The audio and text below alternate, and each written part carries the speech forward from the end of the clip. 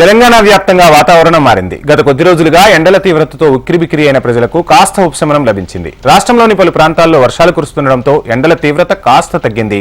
శనివారం ఉదయం హైదరాబాద్ నగరంతో పాటు రాష్ట్రంలోని పలు జిల్లాల్లో వర్షం కురిసింది. ఆకాశం మేఘావృతంతో వాతావరణం ఒక్కసారిగా చల్లబడింది. తాజాగా వాతావరణ శాఖ అధికారులు కీలక సూచనలు చేశారు. ద్రోణి కారణంగా రాష్ట్రానికి వర్ష సూచన చేశారు అధికారులు. 2 రోజులు రాష్ట్రంలో వర్షాలు కురుస్తాయని వాతావరణ శాఖ పేర్కొంది. ప్రస్తుతం కనుక తెలంగాణ రాష్ట్రం కనుక తీసుకున్నట్లయితే నిన్న ఏర్పడినటువంటి ద్రోణి గాల్లోని అనిశ్చితి అనేది ప్రస్తుతం ఏరియాస్లో ఇంకా కొనసాగుతూ ఉంది. ప్రస్తుతం కనుక చూసుకున్నట్లయితే సౌత్ ఇంటీరియర్ కర్ణాటక మీదుగా తమిళనాడు వైపు ఈ యొక్క ద్రోణి గాల్లోని అనిశ్చితి అనేది సగటున సముద్ర మట్టానికి 900 మీటర్ల ఎత్తులో కొనసాగడం వల్ల తెలంగాణలో ఈ రోజు రేపు కూడా కొన్ని చోట్ల వర్షాలు అయితే తేలికపాటి నుంచి మోస్తారు వర్షాలు అయితే కురిసే అవకాశాలు అయితే ఎక్కువ కనిపిస్తున్నాయి. స్టేట్ అఫీషియల్స్ కూడా పలు సూచనలు అయితే జారీ చేయడం జరిగింది.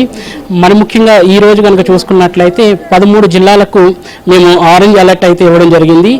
తేలికపాటి నుంచి మోస్తారు వర్షాలతో పాటు ఈదుడుగాలు 50 నుంచి 60 గంటకు కిలోమీటర్ల వేగంతో ఈదుడుగాలు వీస్తాయి. అంతేకాకుండా వడగండ్ల వాన అనేది కూడా పడే అవకాశాలు అయితే ఎక్కువ ఈ 13 జిల్లాలలో కనిపిస్తున్నాయి.